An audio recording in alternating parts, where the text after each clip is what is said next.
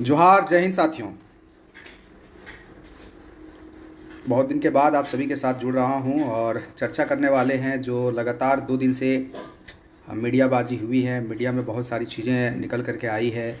आप लोग हिंदुस्तान प्रभात खबर जैसे अखबार भी पढ़े होंगे, जिसमें कई चीज़ें निकल करके आई है। आखिर उसके मायने क्या है, आगामी सुनवाई क्या, हमारे जो आदरणीय डीजीपी साहब का जो बयान है उस सुनवाई में क्या इम्पैक्ट पड़ेगा, या फिर यूँ कहें कि माननीय जो डीजीपी सर बयान दिए हैं, जो बताए हैं एफएसएल रिपोर्ट के बारे में जो चर्चा किया, क्या उसी के अनुरूप फैसला आएगा। तो कई मुद्दे थे जिसको लेकर के हमें लगा था कि मैं चर्चा करूं आप सभी के साथ। सबसे पहली बात, चूँकि जैसा कि मैं बोलता हूं कि कोई भी व्यक्ति जिस धर्म के साथ जुड़ता है, जिस पेशा के साथ जुड़ता है, और मुझे जहाँ तक लगता है कि कोई भी व्यक्ति कोई भी काम करे, जो उस काम के अंतर्गत जो उसका धर्म कहे उसी के अनुरूप उसका मेंटेलिटी होना चाहिए, उसी के अनुरूप उसका क्रियाविधि होना चाहिए, अप्रोच होना चाहिए, और उसी के अनुरूप बयानबाजी भी होनी चाहिए। प्यारे साथियों, जो निकल करके आई खबरों में, उसमें से एक चीज़ मैं सबसे पहले बताऊं जो आप लोग अखबार में पढ़े होंगे कि जो भी हम लोगों के द्वारा एविडेंस दिया गया था, चाहे वो फ़ोटो खींचा हुआ एविडेंस हो, चाहे वो व्हाट्सएप एविडेंस हो, उन एविडेंसों में किसी भी प्रकार से टेम्परिंग का आरोप नहीं लगा है। ये टेम्पर्ड शब्द आपको पता है कहाँ से जन्म लिया था? जेएसएससी सचिवालय से। माननीय जेएसएससी के जो सचिव हैं, उन्हीं के कह सकते हैं मुखबिर आशीर्वचनों से ये शब्द निकले थे कि हम लोगों ने जो एविडेंस दिया है वो टेम्पर्ड है।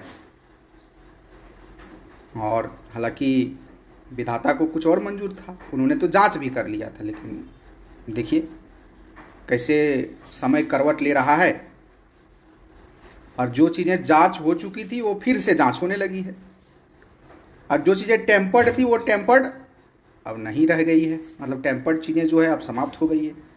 मतलब ये हुआ कि जो हम लोग दिए थे वो कहीं ना कहीं सच ही दिए थे, यही तो बात पता चल रहा है। लेकिन घुरा फिरा करके एक बात साथ में पता चल जाता है कि इतनी चीज़ होने के बावजूद भी पेपर लीक नहीं हुआ है। अब इसमें क्या बोला जाए? अब चूंकि हमारे आदरणीय सर का बयान है तो इसमें कोई डिनाई नहीं कर सकता है। अखबार में इसी प्रकार से खबरें छपी कि मोबाइल में जो भी एविडेंस दिए गए थे वो टेम्पर्ड नहीं थे, यानी कि वो जो भी उसमें डेट था, टाइम था, वो सब सच है। इसका मतलब तो यही हुआ। ये भी बात बताया गया जो हम लोग कयास लगा रहे थे, और कयास लगाने की बात यहाँ पर शायद कहना सही नहीं होगा। जो हमें इनपुट्स प्राप्त हुए थे माननीय जांच एजेंसी के माध्यम से, कि वैसे वो क्लियर ये चीज़ नहीं बोले थे, लेकिन थोड़ा सा हिंट हमें जो मिला था कि जांच जो हो रही है वो यहीं पर होटवार एफएसएल से हो रही है। लेकिन बाद में पता चलता है अखबार के माध्यम से कि हैदराबाद गया हुआ था, और अच्छी बात है। कोई नहीं, एफएसएल कहीं का भी हो, और जिस प्रकार से एफएसएल का इतिहास रहा है, जो सच्चाई होती है, जो एविडेंस होते हैं, और उसमें जो डेटा होती है, उसे आज तक छेड़छाड़ शायद नहीं किया गया है। बहुत कम मामले ऐसे हुए जहाँ पर छेड़छाड़ के आरोप लगे, लेकिन ज़्यादातर एफएसएल का जो भी रिपोर्ट आया है वो सच ही बताया है। मतलब जो उनके पास गया है, ऑथेंटिक जो गया है, ऑथेंटिक उन्होंने जांच भी किया है। अब देखिए, ये तमाम जांच पहलू के अंतर्गत हमारे आदरणीय डीजीपी महोदय जो बयान दिए हैं, डीजी महोदय जो बयान दिए हैं, निश्चित तौर पर उनका हर कोई सम्मान करता है। इतने बड़े पद पर बैठे हुए, हम भी उनको नमन करते हैं, सम्मान करते हैं। लेकिन प्यारे साथियों, यहाँ पर एक चीज़ जो आपको ध्यान में रखनी है, और ये चीज़ शायद मेरे बात करने या ना करने से भी कोई फ़र्क नहीं पड़ता है, क्योंकि आप एक ऐसा देश में रहते हैं जहाँ पर कोई भी काम होती है तो संविधान के अंतर्गत होती है, संविधान के दायरे में होती है, संविधान के तहत जो निर्मित कानून है उस कानून के अधीन काम होती है। संविधान ने स्वतंत्र न्यायपालिका का प्रावधान किया है। अमेरिका से हम लोग ये प्रावधान एडॉप्ट किए हुए हैं। और आप एक चीज़ यहाँ पर क्लियर हो जाइएगा कि माननीय डीजीपी के जगह पर माननीय प्रधानमंत्री, माननीय मुख्यमंत्री भी कोई भी बयान दे देंगे, क्या उसका प्रभाव पड़ेगा कोर्ट में? तो अभी तक का अधिकतर मैटर में बात करूं, अधिकतर मामले की सुनवाई के क्रम में माननीय कोर्ट पर इस प्रकार का कोई प्रेशर नहीं हुआ है। जो तथ्य हुए हैं, जो एविडेंस हुए हैं, यूँ कहें साथियों, जो सच्चाई रहा है उसी के अधीन फैसला आया है। इसीलिए ये चीज़ हम कह दें कि डीजीपी जो बोल दिए, माननीय डीजीपी महोदय, वही फैसला आएगा, तो ये एक तरह से बहुत जल्दबाजी हो जाएगी और सही कहना नहीं होगा। ये चीज़ पूरी तरीके से हमारे माननीय कोर्ट पर निर्भर करता है। और जैसा कि मैं बात किया था, देखिए, मैं आपको एक होता है सांत्वना दिलाना, मतलब आपके फेवर में कुछ बात कर दें तो आप कहेंगे सर देखिए मेरे, लेकिन प्यारे साथियों, आपके फेवर में बात करने से भी कुछ चीज़ें बदलेगी क्या? नहीं बदलेगी।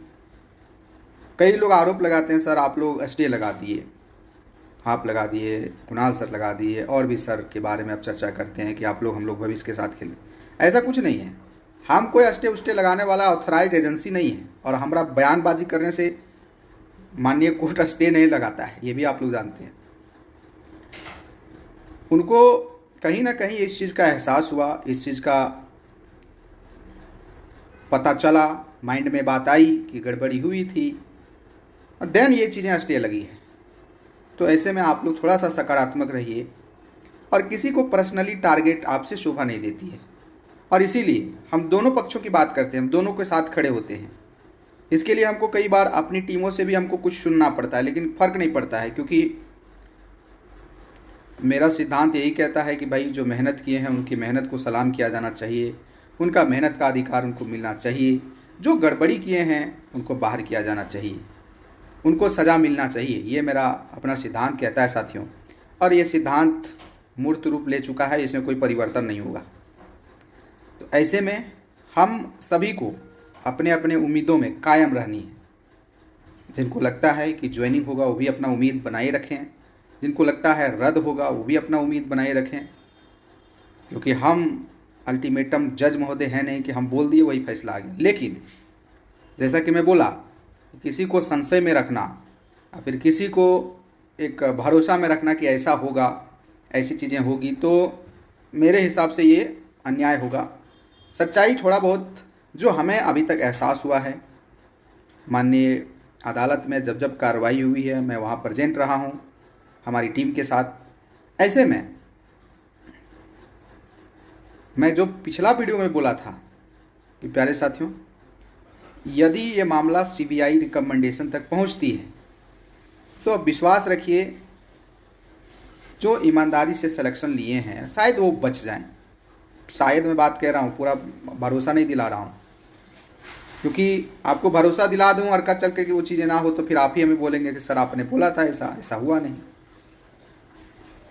तो साथियों, ये आपको थोड़ा सा पेशेंस रखना है, मेंटलिटी आप सकारात्मक रखनी है, थोड़ा सा उम्मीद रखनी है, ऐसा हो सकता है।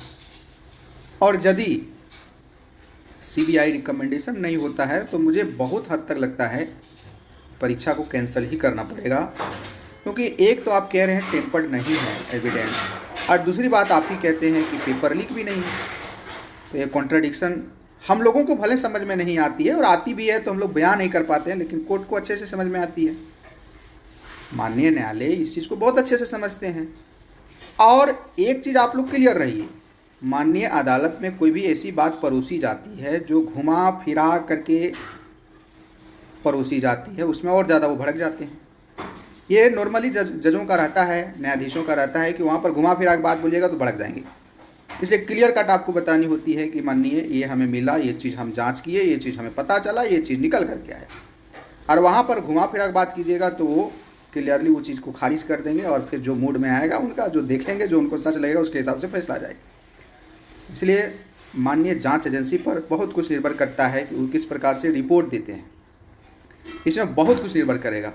और मैं मेहनती साथियों से आग्रह करूंगा, जो लोग खास करके मेहनत करके पास किए हुए हैं, जिनका डॉक्यूमेंट वेरिफिकेशन हुआ है, उन सभी से आग्रह करूंगा कि आप लोग, चूँकि आप लोगों के पक्ष में थोड़ा बहुत कह सकते हैं सरकार है इसमें, नो डाउट, तो आप लोग यदि जल्दी जांच करवाने में आप लोग यदि मदद करते हैं तो निश्चित तौर पर ये सबके हित में होगा। जो असफल है उनके लिए भी ये अच्छा रहेगा और जो सफल है उनके लिए भी अच्छा रहेगा।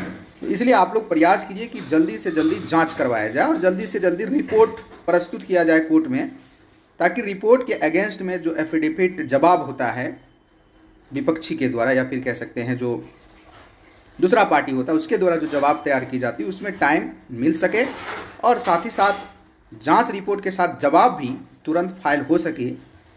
इसके लिए आप लोगों को थोड़ा सा एफर्ट लगानी है। और कोई भी सर आपके खिलाफ नहीं है, मैं अंतिम में कहूँगा, कोई भी सर जो हैं आपके भविष्य के खिलाफ नहीं है।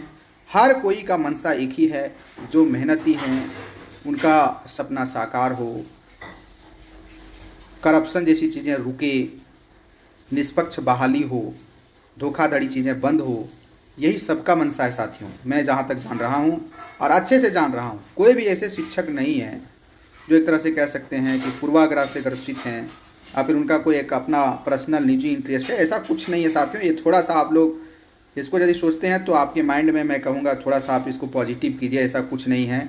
आज आप CGL अभ्यर्थी हैं, कल आप JPSC अभ्यर्थी बनेंगे, कल आप दरोगा अभ्यर्थी बनेंगे, और यदि वहाँ पर गलत होगा तो लड़ने वाले यही लोग रहेंगे।